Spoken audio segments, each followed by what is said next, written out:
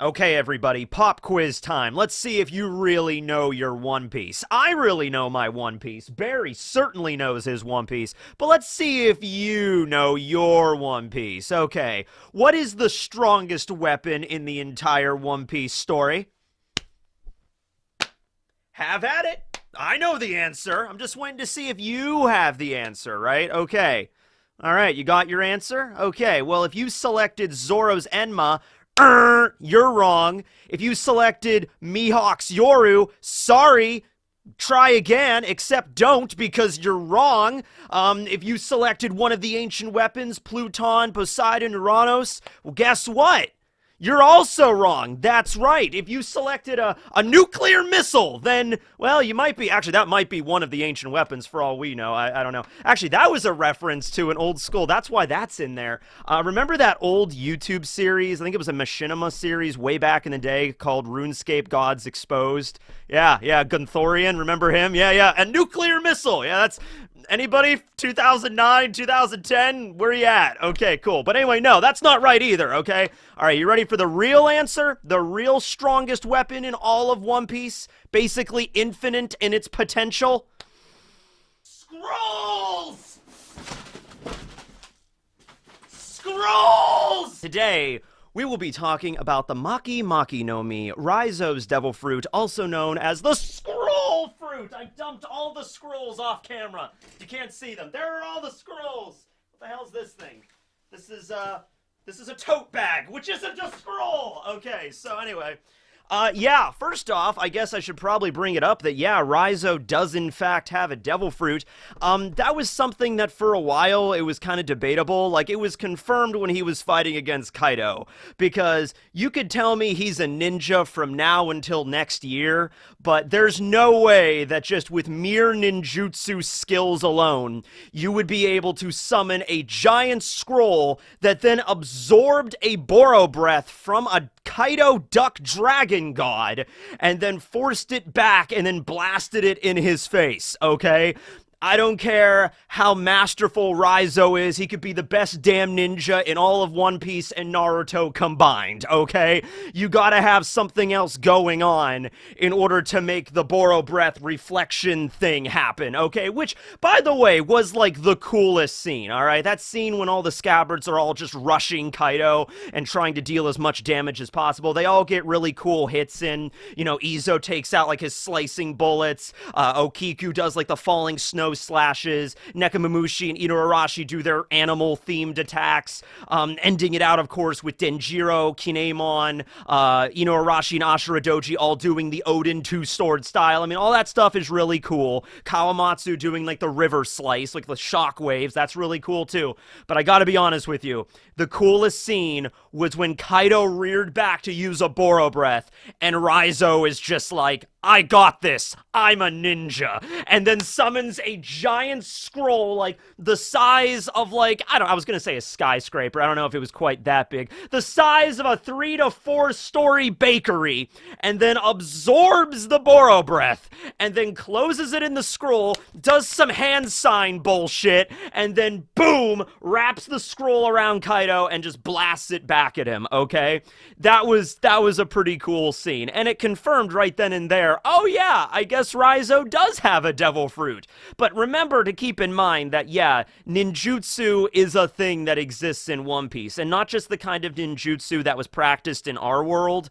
You know, like in our world, there was a type of ninjutsu. It didn't involve chakra or any magic nature transformations or, you know, summoning a Rasen Shuriken, but like the art of ninjutsu is a thing. So it was kind of debatable whether or not, yeah, it was the same kind of thing in One Piece. But no, we saw Raizo being able to make clones of himself. And even right now in the story, one of the few battles that's actually still going on is the epic final clash between Fuku Rokuju and Raizo of the Mist. And they're locked in a paralysis technique right now. So they're both hitting each other with paralysis jutsu, so one can't move unless the other one removes it. But if they're both locked in the paralysis jutsu, jutsu, then how would they be able to deactivate their own paralysis jutsu if they're locked in a paralysis jutsu from the other person's paralysis jutsu? I guess they would just maintain paralysis until one of them dies or their chakra runs out, in which case, like, it's important to keep in mind Oda and Kishimoto are actually friends in real life. I mean, they were rivals and stuff, but they were good friends. I imagine they're like drinking buddies every once in a while whenever Oda gets like an hour where he can actually go and enjoy his life. The life of a mangaka is pretty hard. But yeah, there's a lot of references to Naruto through Raizo's character, and you can kind of see that, right? All right, but no, this is more interesting than just regular ninjutsu. This is a seriously powerful paramecia we're talking about right here. If Raizo was able to do that kind of shit with Kaido's Boro breath, okay? Yeah, okay, Kinemon's able to slice it, fine, I'm okay with that, but being able to summon basically an impenetrable shield, let's be honest here, that's basically what these scrolls are. If you can summon an object to take an attack, regardless of how strong the attack is, and store it in the object, you've basically created an indestructible, invincible shield to block the attack in the process, and then double points to bounce it back at the place it came from, okay? Because the way Raizo explained his ability was that my scrolls can, take anything in and then seal them and then release them later. It's just like, okay, Raizo, all right, well, let's just go along with that logic. Let's start with the standard questions that arise whenever you have an anime ability that's introduced like this. I'm like, okay, what's the upper limit? And if Raizo's gonna come and say, like, there is no upper limit, for I am a ninja. The only upper limit is my imagination. Be like, all right, Raizo, we need some math on this. I don't know math very well, but there's gotta be an upper limit. Okay, if you want to say there's no upper limit, how about that combo attack that Big Mom and Kaido did together against Zoro, right? Zoro very nearly got a paper cut from that attack. Actually, that wasn't true. He got jacked up pretty hard. But the point is, that was a giant attack. So you mean to tell me if Big Mom and Kaido rear up to do this combination attack with 2 Yonko, you mean to tell me if Raizo was there at that time and he opened up a scroll, he would have been able to store and block the entirety of that attack in the scroll, wrap it up, and then like, all right, here you go, and then just throw it right back at Kaido and Big Mom? That would have been a case. What about if all 3 admirals did something? All 3 admirals. You know what? Not even all 3 admirals. Every admiral. Every single admiral, including fleet admirals. Sengoku, Kong, Aokiji, Kizaru, Akiinu, Fujitora, Green Bull, everybody. Garp. Get Garp in there. Screw it. Every admiral is in there, right? And they all launch a combo attack together like Marine Justice! It's just called Justice. That's just the name of the attack. Just Justice! And they all launch an attack at once. Would Raizo be able to open up a scroll? I would say that perhaps there's a limit to the size of the scroll, like that would actually be a very interesting drawback if the scroll itself could technically store anything, but the size of the scroll itself was limited, all right? And so that way the attack could kind of like, spill over the whole size of the scroll, like you can only absorb a certain portion of it, all right? But that doesn't seem to be the case because the scroll that he created to trap the Boro breath was massive. It was a huge scroll. All right, so if he can make a scroll this big right here, I mean, might as well. I mean, I'm sure he could not create a scroll like the size of a continent. Well, maybe he could. I don't know, because maybe he could. If a giant meteor was coming from space, if Madara Uchiha got isekai'd into the One Piece universe, and he's all Madara, and he's all just like, oh, you see, there are just mere pirates here. You pirates need to feel the power of a ninja god. And then he just does that giant meteor thing. And which, by the way, did Madara pull a meteor out of orbit, or did he just summon a meteor because he's Madara? Whichever. Anyway, giant meteor that's like the size of, like, I don't know, Belgium? That's a bit random, don't you think? Belgium? Whatever. He summons a meteor the size of Belgium. Would Raizo therefore be able to create a scroll equal in surface area to Belgium to block the meteor, seal it, and then release it, and then bounce it back into space? He said any attack. He said the scroll can store anything. It'd be like, all right, okay. So, I mean, yeah, now a Boro Breath from Kaido, that's a pretty good start. That is not something trivial. That is a Yonko attack, all right? That's like the base attack that Kaido always utilizes when he's in dragon form, all right? So if Raizo can create a scroll big enough to block and, you know, send back a Boro Breath, I mean, like... And it, oh, by the way, also, it seemed like it wasn't that big of a deal for Raizo either. Did you notice that? Raizo pulled that stuff off like it was like just another day at the office. It's like, Boro Breath incoming? Okay. Scroll Jutsu, haha. Bounce it back, boom, and then, like, it was just very, very artistic and with a flair of the ninja way and all that stuff. I wonder what Raizo's ninja way is. We all know Naruto's ninja way. I wonder what Raizo's ninja way was. I don't know. All right, but that's just discussing, like, the raw power that it could absorb, okay? But there's a bunch of other questions involved here. One of them being, could he store living things in the scrolls?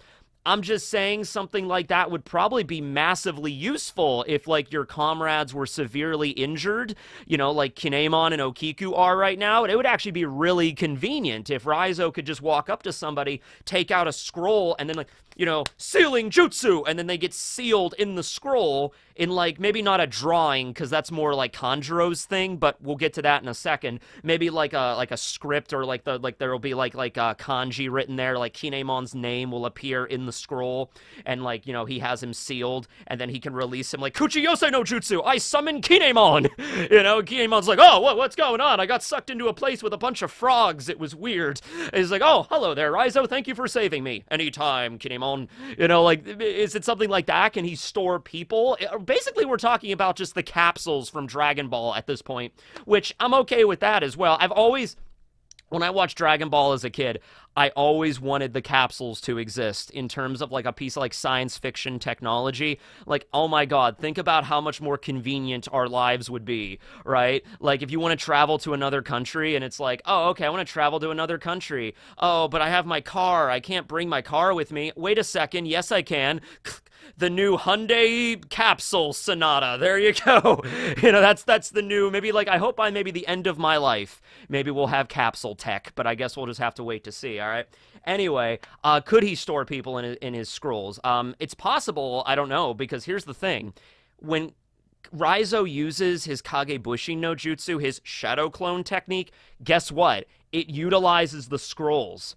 And I had to look this up because I was reading the wiki thing, and it said, like, oh yeah, he uses Kagebushins with his scrolls, and I'm like, I don't remember that. So the first time that he utilizes the shadow clone technique at Zou, you know, when he's using it in front of Luffy and Usopp and Law and everybody, I think Law is actually the one that recommends it. Law's like, you say you're a ninja, huh? Can you pull off the shadow clone jutsu? It's like Law, of all people, is like, yeah, I'm a fan of Naruto. I like that shadow clone jutsu. Law has seen like 2 episodes of Naruto. So he's like, yeah, can you do that shadow clone thing? And Raizo's like, yes, I can. And so he uses clones. You don't see the scrolls there.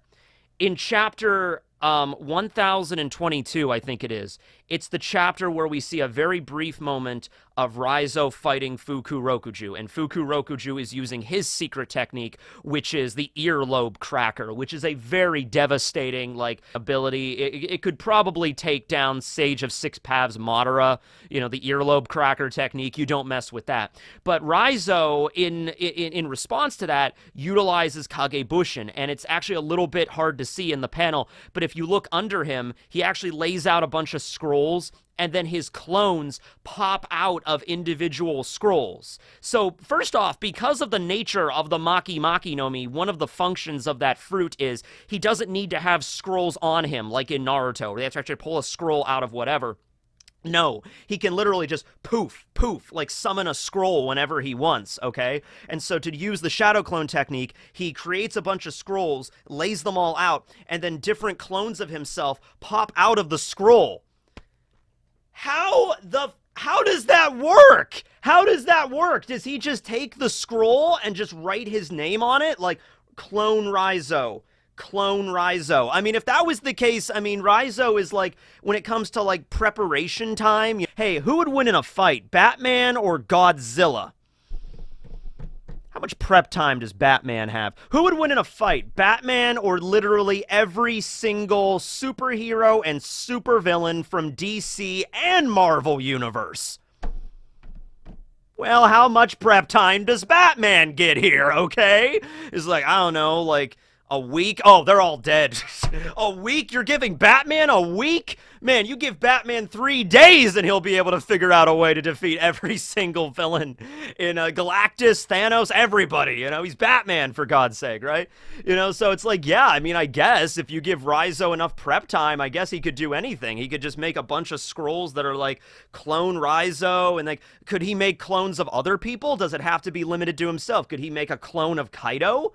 Now, if it's like shadow clones, which we kind of see them very similar to shadow clones, like they look exactly like Raizo, but if they get a hit, they disappear, much like Naruto's shadow clones, right? So even if that's the case, though, wouldn't that be kind of useful if you can make like a Kaido clone or something? Or if you could do like a combination, you know, transformation technique, like all of the scabbards get together and then Raizo uses transformation jutsu and transforms in like, I don't know, Kurama or somebody? Like, I don't know, man, I'm just throwing out ideas. Oda's the one that introduced this ninja chakra scroll bullshit into the story. Oh my god. Oh man. So I mean, okay. So in Naruto, there's gonna be a lot of references to that. There already have been, but okay. In Naruto, you know, one way that you can use scrolls is you can store other jutsus in the scroll, right? And then release them later. One of my favorite scenes in Naruto is when Jiraiya fought against Itachi and Kisame very briefly with the toad mouth trap technique. And then Itachi uses Amaterasu to escape. And then Jiraiya has to seal the Amaterasu in the scroll with the fire sealing technique, right? Okay.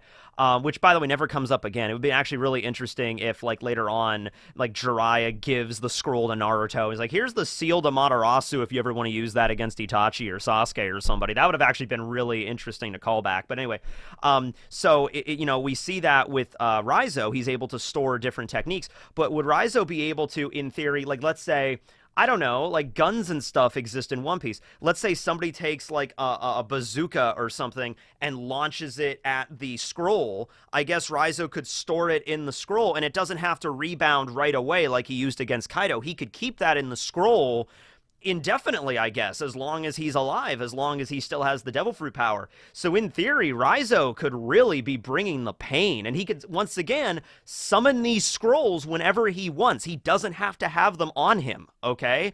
So he could literally, I don't know, you could take somebody with like an automatic rifle, open up a scroll, and just like da-da-da-da-da-da-da-da, just unload a clip into the scroll, take out another gun, da-da-da-da-da-da-da, just constantly unloading into the scroll. Raizo's there just sipping tea, just like, it's gonna be a long day. And then after like 10,000 bullets are stored in the scroll, he could be like, that should be good enough. Seal. And then at any given time, Raizo can just like, poof, you know, volley of 1,000 bullet seeds. You know, just like release them whenever he wants. Like, could he do that? You know, could he set off a giant explosion or something, store that in the scroll, and just giant explosion, giant explosion, giant explosion, just tossing scrolls at Kaido? Oh my god, that would have been great if that was the, okay, if that was the tactic. If I was in Kinemon's shoes, and granted, I am not as much of a Machiavellian schemer as Kinemon is. I mean, he really has everybody beat. But if I was in Kinemon's position, and I was the one that was going to order the scabbards around, I would just have Raizo for like a week or so before the raid on Onigashima. Just take as many explosives as he could find and just store them in the scroll, and then just literally just go to fight Kaido and just try to get Raizo as close to Kaido's mouth as possible. And when he gets up there, just summon like every scroll of every explosion, or maybe one big scroll, and just like, all right, time to take your medicine, and just like, shoves this giant scroll down Kaido's throat, and just like, wait, what? Release. See, this is what happens, Oda, when you introduce an ability like this. I'm sure Oda didn't think that much into it. He was probably just like, yeah, Raizo's a ninja, so therefore he would be able to use scrolls, and he could store things in the scrolls, and he can pop things out of the scrolls. But, like, you know, the fact that he opened that up with a Boro Breath absorption, I mean, that's okay. Now, that asks some questions here, right? I want to know about this ability, okay? Like, could they, in theory, like, couldn't each of the individual scabbards store one of their signature moves in the scrolls? And then couldn't Raizo give the scrolls to the Straw Hats and be like, hey, if you ever want to use Kinemon's technique or Okiku's Falling Snow technique or Kawamatsu's River Slicer technique or whatever, here, have these scrolls and then you could use them whenever. I mean, it's like only on one and done, but still. Oh, that's another question, though. Maybe Raizo's the only person that can use the scrolls. Okay, now that's still kind of broken for all the reasons I explained earlier, but maybe that makes sense why Raizo could not, like, store a technique in a scroll, give it to Zoro, and then Zoro, when he's fighting Shiryu later or somebody, he could just open up the scroll and use the power or something. Although, I mean, when the Straw Hats leave Wano, that might be something. Like, I imagine all of the Scabbards are going to come together and thank the Straw Hats, and they're probably going to receive a few gifts along the way for helping them as much as they did, right? So, you know, Raizo, that might be Raizo's gift. Raizo might give a scroll to one of the Straw... Maybe Usopp. Usopp would probably be the best at that. Like each of the Scabbards maybe give one of the Straw Hats a gift or something, right? You know, like Kinemon gives Luffy something, Denjiro gives Zoro something, and then Raizo approaches Usopp and gives him, like, a bunch of scrolls, and he's just like... So these scrolls contain different kinds of ninja abilities. Maybe Chopper, too, because Chopper was also really into the whole ninja thing. So maybe, oh, actually, you know what? I mean, Usopp makes a lot of sense because Usopp's all gadgety and everything, but for Chopper, somebody that, like, yeah, Chopper's got a lot of medical skills, and yeah, he's got all the forms with his rumble balls and everything, but a lot of Chopper's abilities come down to physical strength. You know, like horn points, you know, to dig underground and attack the enemy physically. Heavy point to punch people. Monster point to punch people harder, you know, that kind of stuff. You know, there's guard point and things that are a little bit different, but, like, it would be actually really, really cool if Chopper received some scrolls from Raizo to give him a bunch of, like, projectile attacks or something. Like, here's a bunch of scrolls that contain fireballs. Here's a bunch of scrolls that contain shuriken. And all you gotta do is, like, open the scroll and then, like, shuriken will fly out at your opponent. Just make sure they're pointed at the right person, right?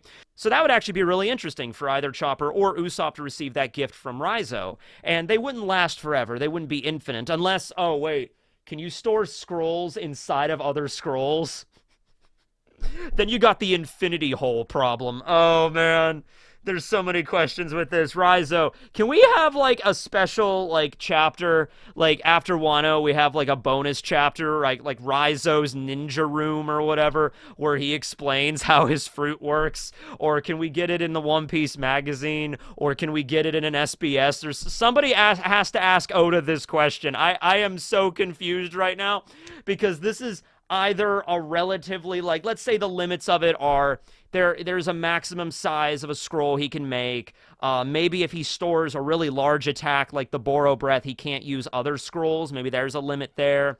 Maybe he can only have a few scrolls active at a time, so he can't have, like, 300 scrolls ready to go at any given moment. Maybe it's only like he can only have 5 or 6 active at a time or something like that. There are ways that you can nerf this, but if you don't go with that, this is, like, seriously one of the most powerful fruits in the entire story, at least one of the most powerful paramecias to block any attack. I mean, it's like Bartolomeo's. Yeah, it's pretty much like that. It's like Bartolomeo's barrier fruit, where the whole point of a barrier, the essence of a barrier, is that it blocks anything. You can't go past the barrier, okay? So it blocked the King Punch. Like, if the Yonko used a combination attack against Bartolomeo, and he opened up the barrier, now, Bartolomeo's barrier size is limited. He can't make a barrier like the size of, like, a country or a city or anything like that. But he could make a barrier that would be big enough where he could, like, block himself in a box or something to protect himself against an attack like that. Like, if all 4 Yonko used a combination attack against Bartolomeo, he should, in theory, be fine, because that's, like, the nature of the barrier. So if the nature of the barrier is to block things, the nature of the scroll is to absorb things. And so if it couldn't absorb something, then it wouldn't be a scroll. Just like if Bartolomeo's barrier broke, it wouldn't be a barrier. So, you know, but there are other limits to Bartolomeo's power, okay? So there's that as well. But his is a very strong ability, and we even saw that during the Odin flashback, how Odin couldn't even cut through it, and Odin was Odin, for God's sake, right? So, yeah, I mean, it might be something very similar to that, and I shudder to think what the awakening of the Maki Maki no Mi would be. Maki Maki? Maki Maki! Why not throw a Bleach reference in there, too? Why not? We already made Dragon Ball, Naruto, One Piece references. Why not throw a Bleach reference in there, too? All right. Well, anyway, yeah, that's the video. That's what I got for you. There's a lot of questions with this one, so feel free to comment down below on how absolutely devastatingly, invincibly strong Raizo truly is. Raizo could very well be the strongest scabbard. He's just choosing to not, like, he doesn't want to show off, you know, to make himself seem stronger than every other scabbard. You know, every other scabbard. There's a reason why his battle is still going on right now, right? Because he's a ninja. Later, everybody. Have a good day. Tekking and Barry signing out. Ninja! Kakurenja, ninja, ninja. Do, do, do, do, do, do, do, do, do, do.